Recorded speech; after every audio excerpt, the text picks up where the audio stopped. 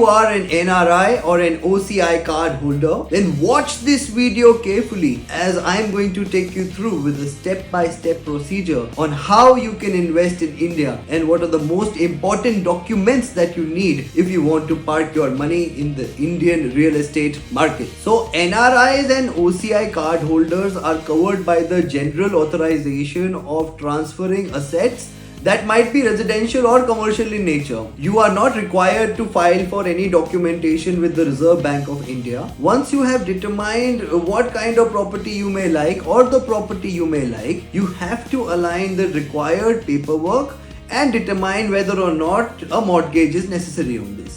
Submitting documents is an important requirement that has to be fulfilled by NRIs to buy property in India. An Indian bank account, a copy of your Indian passport, your visa, your work permit from the place of your residency, your tax returns for the past 3 years, and your paychecks for the past 6 months are amongst the some documents that you may need to buy property in India. Additionally, if an NRI wants to avoid any Indian tax complications, he must have a PAN card and an Aadhaar card to his or her name. It is pivotal for you to have your NRE and NRO accounts open in India. You can transfer your overseas income into your NRE accounts. It is completely tax-free for you to enjoy the returns you make from it.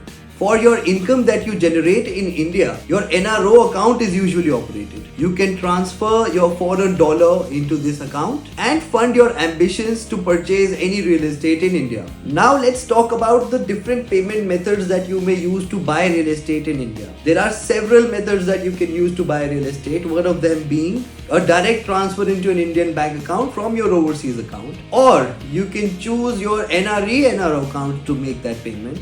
While you're at it, always remember, foreign currency or traveler's checks cannot be used to acquire real estate in India.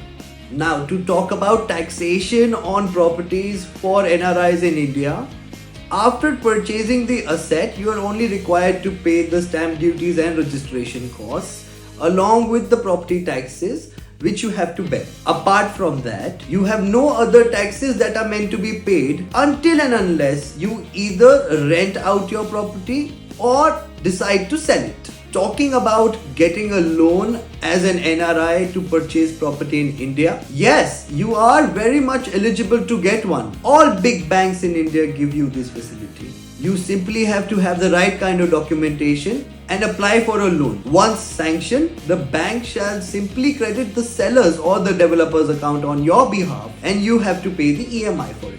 If you are an NRI who cannot visit India to finalize your real estate transaction, then the power of attorney and an apostille are two key instruments that may help you to do so. The power of attorney is required to be registered in the state of buying or selling your asset in India. However, an apostille needs to be attested from the Indian embassy at your country of residence.